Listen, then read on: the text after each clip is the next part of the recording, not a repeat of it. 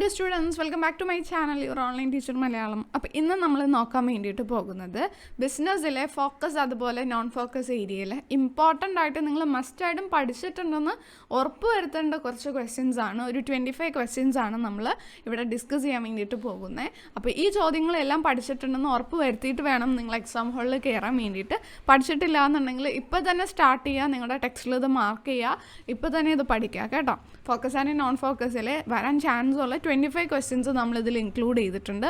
So ഈ പറയുന്ന topics എല്ലാം നല്ല രീതിയിൽ പഠിച്ചിട്ട് പോയാലും നല്ലൊരു മാർക്ക് നിങ്ങൾക്ക് സ്കോർ ചെയ്യാൻ വേണ്ടിയിട്ട് സാധിക്കും.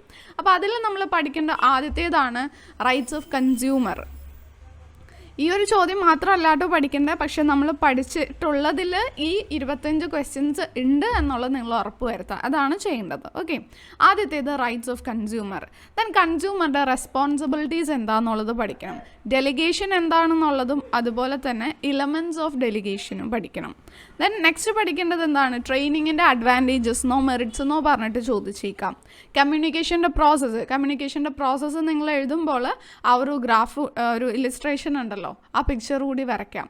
നോയ്സ് എന്താണ്? നോയ്സ് എന്ന് പറഞ്ഞിട്ടുണ്ടെന്നുണ്ടെങ്കിൽ കമ്മ്യൂണിക്കേഷനെ ഇൻട്രപ്റ്റ് ചെയ്യുന്നതായിട്ടുള്ള എഫക്റ്റീവായിട്ടുള്ളൊരു കമ്മ്യൂണിക്കേഷൻ നടക്കുന്നതിൽ നിന്ന് അതിനെ തടയുന്ന ഇൻ്ററപ്ഷൻസിനെയാണ് നോയ്സ് എന്ന് പറയുന്നത്. 1 മാർക്കിനോ 2 മാർക്കിനൊക്കെ ആയിട്ട് ചോദിച്ചേക്കാം. എന്താണ് environmental scanning? Span of management എന്താണ്? ഒരു ഗുഡ് ലീഡർക്ക് വേണ്ട qualities. Financial and non financial incentives. Different levels of മാനേജ്മെൻറ്റിൻ്റെ functions, top level, middle level, lower level, ഇവരുടെ എല്ലാം ഫങ്ഷൻസ് പഠിക്കണം. മാനേജ്മെൻറ്റിൻ്റെ ഒരു ഡെഫിനേഷൻ പഠിച്ചു വെച്ചേക്കാം. Steps of staffing, steps of controlling, steps of പഠിക്കുമ്പോൾ ഓർഗനൈസിങ്ങിൻ്റെ സ്റ്റെപ്പ് കൂടി നിങ്ങൾ പഠിക്കുക. ദെൻ പ്ലാനിങ്ങിൻ്റെ സ്റ്റെപ്പും ഇമ്പോർട്ടൻ്റ് ആണ് കേട്ടോ. Objectives of management, Henri Fayol's 14 principles of management, Maslow's need hierarchy theory. അപ്പോൾ ആ തിയറി എഴുതുന്ന സമയത്ത് അതിലൊരു പിക്ചർ ഉണ്ടല്ലോ ട്രയാങ്കിൾ ഷേപ്പിൽ, ആ ട്രയാങ്കിൾ കൂടി നിങ്ങൾ വരച്ച് വെച്ചേക്കാം. Then difference between money market and capital market, functional സ്ട്രക്ചറും ഡിവിഷണൽ സ്ട്രക്ചറും തമ്മിലുള്ള ഡിഫറൻസ്. ഒപ്പം തന്നെ നിങ്ങൾ ഫോർമലും ഇൻഫോർമലും ഓർഗനൈസേഷൻ തമ്മിലുള്ള ഡിഫറൻസ് കൂടി പഠിക്കാം കേട്ടോ. ദെൻ എന്താണ് advantages of informal organisation, components of business environment, impact of changes in government policy own business, sales promotion techniques. Sorry, ഇത് 24 എന്നുള്ളത് ഇട്ടില്ല, 25 എന്നാണ്. നമ്പറിങ് ചെറിയ വ്യത്യാസം വന്നിട്ടുണ്ട്. Internal and external source of recruitment. ഈ ചോദ്യങ്ങൾക്ക് പുറമേ നിങ്ങൾ നോക്കിയിട്ട് പോകേണ്ട 1-2 കാര്യങ്ങൾ കൂടി പറയാം. പ്ലാനിങ്ങിൻ്റെ സ്റ്റെപ്സ് നിങ്ങൾ നോക്കിയിട്ട് പോകുക.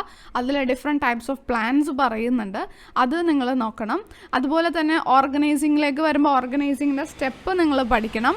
എന്താണ് ഡിപ്പാർട്ട്മെൻ്റലൈസേഷൻ എന്നുള്ള ഒരു 2 മാർക്കിന് ചോദ്യം ചിലപ്പോൾ വന്നേക്കാം. സോ ഡിപ്പാർട്ട്മെൻ്റലൈസേഷൻ എന്താണെന്ന് പഠിക്കണം. ഓൺ ദ ജോബ് ട്രെയിനിങ്ങും ഓഫ് ദ ജോബ് ട്രെയിനിങ്ങും എന്താണെന്നുള്ളത് പഠിക്കാം. ദെൻ അതിൻ്റെ അഡ്വാൻറ്റേജസ് പഠിക്കാം. സോ ഇങ്ങനെയുള്ള ക്വസ്റ്റ്യൻസ് എല്ലാം നിങ്ങൾ നല്ല രീതിയിൽ പഠിച്ചിട്ട് പോകാം കേട്ടോ എക്സാമിന് എഴുതുന്ന സമയത്ത്. എല്ലാവർക്കും എക്സാം എളുപ്പമായിരിക്കട്ടെ എന്ന് ആശംസിക്കുന്നു.